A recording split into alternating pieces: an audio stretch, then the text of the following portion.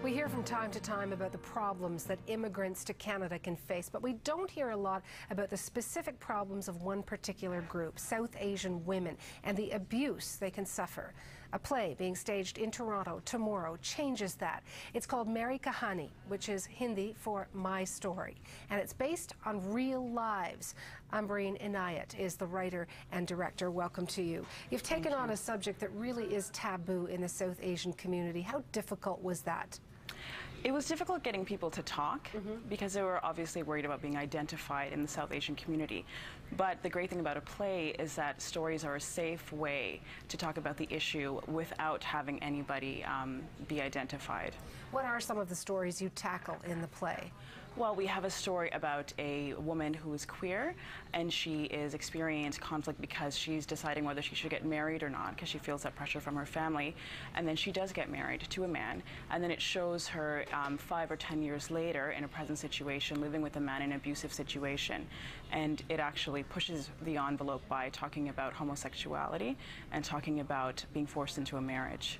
And for older women, do you tackle that as well, who perhaps come here to Canada? Their children are more Canadianized, if you will, but mom and dad really aren't. Well, we have a kahani called Maji's Kahani. We were very aware about that when we were writing our play to make sure we were inclusive of different ages. And it's a kahani about a woman who's writing a letter to her daughter. And she's in India, and she's advising her daughter on what to do because she's aware that her daughter is suffering through abuse. So through that letter, she also talks about her situation and how she endured it as well. And this is kind of what women have to do to get through it. So you've crossed the Rubicon, if you will. What's the reaction been from people who know you're doing the play, who perhaps have seen parts of it or read some of the scripts? What's the reaction been? To be honest, we've had an amazing reaction. We've had people coming up to us saying, "This is my story." We've had people coming up to us saying, "I can't believe you're doing this. Thank you for doing this. And can I tell you my story?" So it's honestly been really, really great. And we've had tons of volunteers. Our actresses are all volunteering, and they're so committed. It's just been wonderful. It's got to have been an emotional journey, though. Definitely. How so?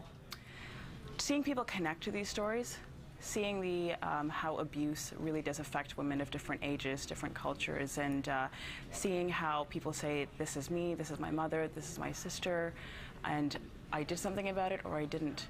So the conflict that comes about from hearing the stories. And in your research, have you mashed some stories together to come up with your screenplay or your play, or are there some that are real, true stories? Of course, you're not going to give anybody's name away because that's the fear in the community.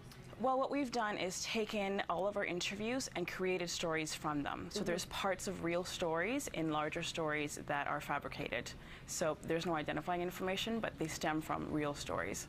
What are you hoping for from this to come out of it? Okay. We're hoping to create awareness.